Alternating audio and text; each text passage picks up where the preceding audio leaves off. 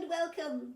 In a previous video I made this lovely long flowy summer dress using the fabric from one side of a double quilt cover, and today I'm going to use the fabric from the other side of that same quilt cover to make another dress. Now I really like the fit and style of this dress, so I'm going to repeat it for my other piece of fabric. The only difference this time is I'm going to make it shorter. Now with this second piece of fabric, as I'm making it shorter, I can actually cut this bedspread in half.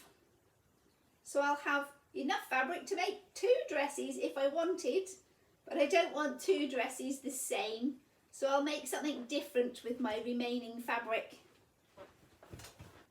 Now when I made the long dress, I used this nice, neat, tidy factory finished seam as the very top of the garment to give me a nice, neat finish across the top of my dress. But I'm not going to be able to do that today for two reasons. One, this factory seam actually has little buttonholes in it, so that'll be no good at the top of my dress. And also, if I use this factory seam as the top edge, the leopards in this fabric are going to be upside down on my dress, and that's not good. I'm still going to use the full width of this bed cover to run the shearing elastic through and give me that springy, scrunchy, elasticy top. But I'm going to fold the piece of fabric in half. So I'm only using half of the fabric to make the drop, half of the fabric to give me the length in the dress. And I also need to turn it up the other way so those leopards are facing the right direction. So that's what I'm going to do now. Cut this in half and make myself a nice new seam to go along the top. I need enough of a pocket in this seam. Just like here, it's quite wide. So need to make a new seam that's wide enough for me to put a 1/2 inch strip of elastic into. That gives me a nice, comfortable, flat fit against the top of the bust with a finished dress. Another decision I've had to make was what colour thread to use. Now I was going to use a black thread to stitch the shearing on this dress, and it's black is the colour thread they've used on the hem of the quilt cover. But looking through my sewing stash, although I have black thread, I also have this dark khaki green colour. So I'm going to try the khaki green and see how that looks. I can't imagine where else I'm going to be using a khaki green thread, so I might as well use it up on this piece of fabric. It seems to match quite well with these palm leaves. So I'll try this green thread on that top seam and making the shoulder straps and see how I feel it looks against the fabric. If I'm not happy with it, I can always revert back to using a black thread.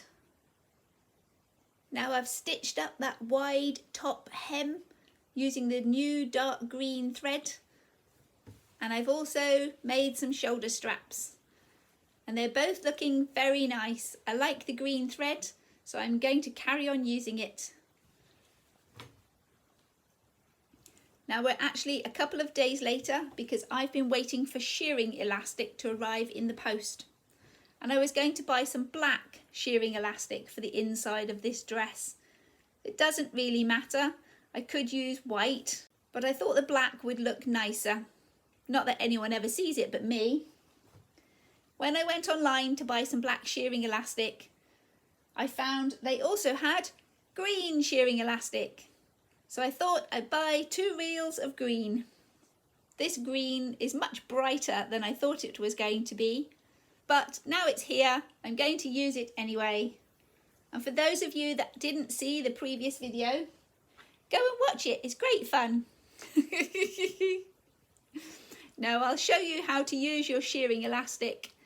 So shearing elastic is a very thin stretchy elastic that comes on a reel like cotton. You need to thread that to go in the bottom of your sewing machine.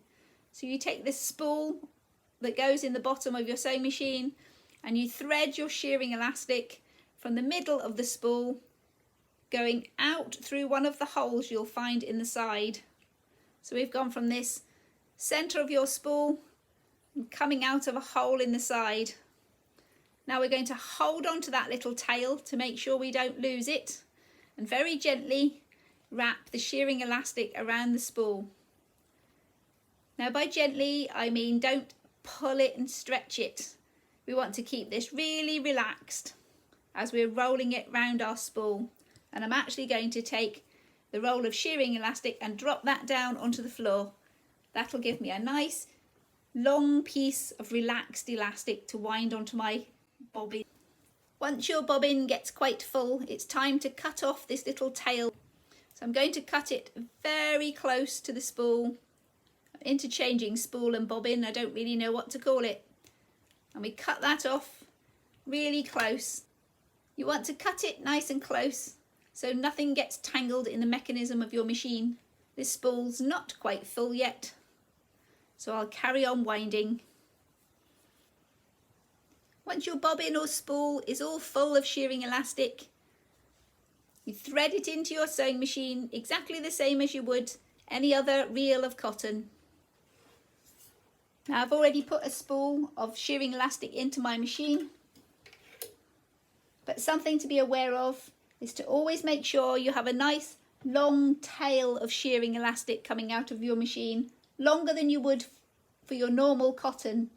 Give it an extra stretch and a pull and make sure you have a decent amount of relaxed elastic so that when you make those first few stitches, this doesn't spring back into your sewing machine. So let's do some stitching. So having created this nice inch wide hem at the top of my dress, my first 2 rows of shearing elastic are going to be one on each side of this row of stitching. So I have the reel of cotton threaded through the needle of my machine and the elastic coming from the bobbin underneath. And I'm going to use the right side of my fabric. So I'm going to put the right side of the fabric under the foot. So this stitch line we've already made is on the left of my foot. And then my needle, I'm going to set my machine to bring my needle as far over to the right as it will go. So holding on to your elastic, which I can't do because I've got the camera in that hand. And off we go.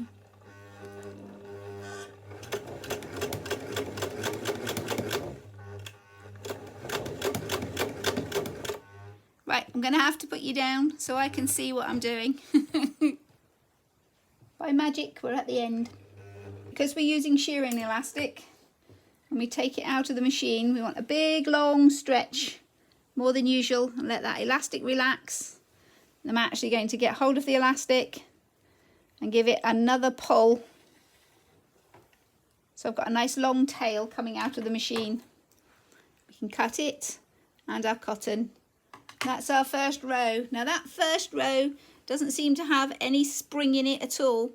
We've got a double depth of fabric and it is just our first row.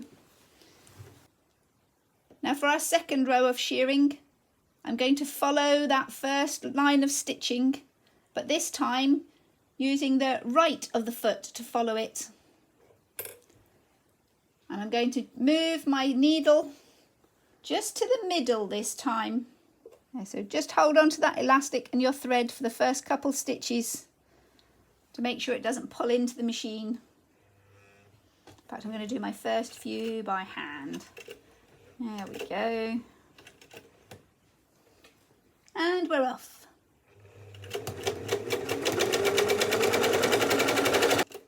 And just as before, when we get to the end of the row, nice long pull out the back of the machine to get plenty of that elastic, and another pull. We don't want it springing back in. So that's our first 2 rows. This one's a little bit springy because it's a single layer of fabric. So for row number 3, I'm setting up the right hand side of my foot against the stitch line we've just done. I'm putting my needle to the left, and I'm now just going to stitch row after row after row till I've done 21 rows of elastic on this dress. Now I'm choosing 21 because that's how many rows I needed for my bust size when I made my previous dress. You may need less, so I suggest you stitch 15 rows in total and try the dress form against yourself.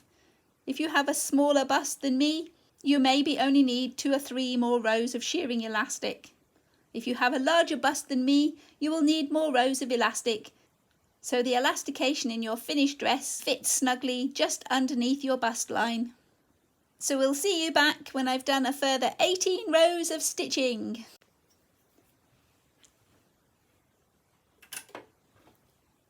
I've brought you back early because my elastic has run out in the spool bobbin underneath my machine. As I was stitching, I was aware I had a big loop of cotton with no elastic catching it. Now I'm halfway through a row. I haven't reached the end, but that's fine. I'm just going to cut the cotton off nice and close to the dress. Thread my machine with a new spool of shearing elastic. As I said before, you thread it up exactly as you would a cotton. Don't treat it any differently.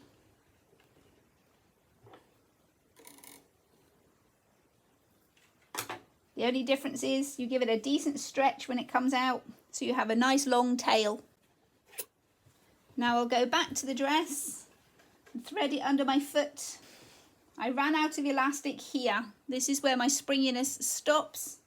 So I'm going to start stitching all the way up here, a good 3 inches back, to make sure everything stays nice and secure.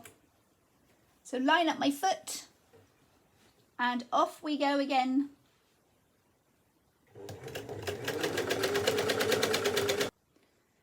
I'm now on row 6 of my shearing elastic stitching, and things are getting nice and springy, which is what we want them to do, but being nice and springy makes it more difficult to feed through the sewing machine.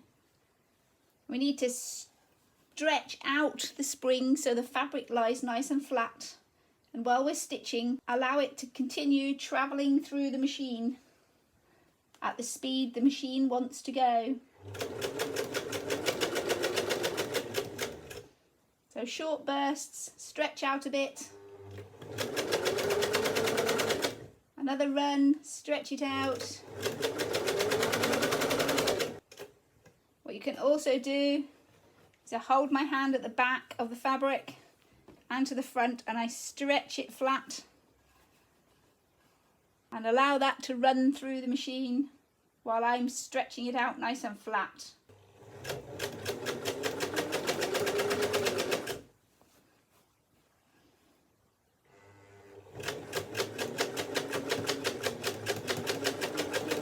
I'm not pulling it through the machine, I'm stretching out that elastic and then allowing it to stay nice and flat as it runs under the foot. Here we are, 21 rows of shearing elastic later, all nice and springy. Now the top row, my top hem, is still quite frilly. So what I'm going to do, because I'd like it to sit nice and flat and flush against my chest, is put a 1/2 inch strip of sewing elastic. I'm going to thread that through the top with my darning needle. If you don't have a darning needle, you could thread this onto a safety pin and feed it through that top hem and pull it as tight as you need to make the garment fit you comfortably. So here's my leopard dress, fitting me quite nicely. Now if you feel your springy shearing isn't as tight and as springy as you'd like it to be, a good tip is to lay it on your ironing board. And we're not going to press it flat, You get your steam setting on your iron, and we're just going to hold it slightly over the fabric and release that steam.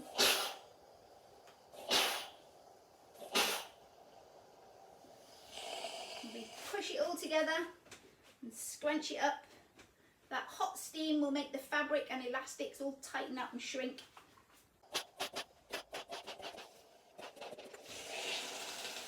Ooh, my iron's getting very excited.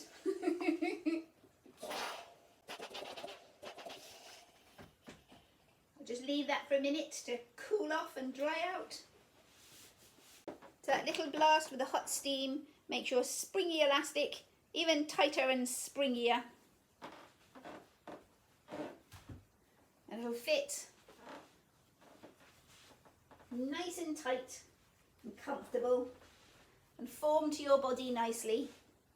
Well, this is looking good. It's like looking in a mirror, looking at the camera. Looking at it now, I think on this dress, I'm not going to put the 1/2 inch elastic through the top. And just out of interest, I started with 2 spools of shearing elastic for this dress project, and I've used not quite 1. I still have a whole spool bobbin full of shearing that I haven't used, and I've not even started on the 2nd roll. So if you're lucky, 1 roll of shearing elastic should be enough. So to stitch up the seam at the back of our dress, I'm going to put the fabric wrong side to wrong side and start at the top. So I've put my 2 raw edges of fabric together, wrong side to wrong side, and pinned it all in place with a row of pins, making sure that all these loose bits of shearing elastic and the end of our rows of stitching is sticking out this side of the dress. And hopefully when I open it up inside, we can't see any loose scruffy edges. That's what we're aiming to achieve. So once it's all pinned together, you can either run this through the sewing machine, or if you're not confident sewing over all these pins, sew it up with a row of tacking. Sew it up with a loose row of tacking stitches just to hold things in place while you do that first seam through the machine. Now I'm using the right hand edge of my fabric as my guide, and I've lined up the right hand side of my sewing foot with the right hand side of the fabric, and I've set my sewing needle to the left. So now we've stitched along this seam, a loose bit of thread, we can go along it with the scissors and trim off all these dangly bits. Just close to the side of the fabric is fine.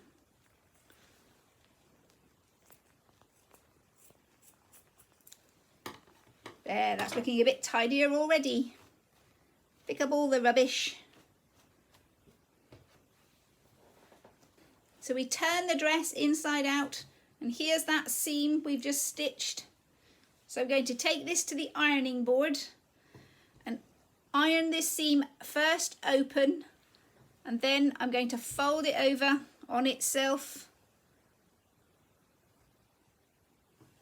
and iron it this way. Even on the elasticy bits, we'll do the same. Fold it in, and then we can run this through the sewing machine once more.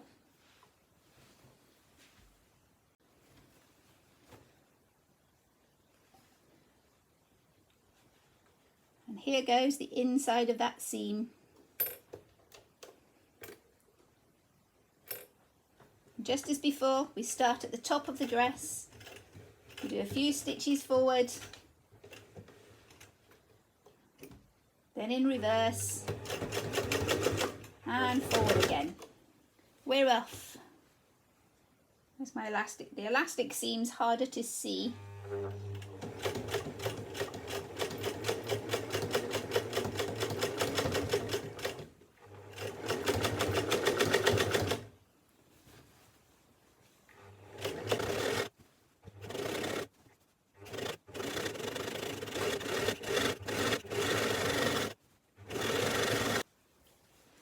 we have a nice neat seam on the inside of the dress, all the way up through the elastic work. Nice and neat and tidy, no frayed edges exposed. I'll put a little hand stitch in this top edge, a little hand stitch here against this top edge to make sure that that seam always lies in that direction, nice and flat. So when we turn the hem up on the dress, I'll make sure it's all tucked in and facing that same direction. So there we have it, summer dress number 2, almost finished. I still need to attach the straps and turn up the hem, and then we'll be ready for a proper thumbnail. Oh, I've also put together a scrunchie.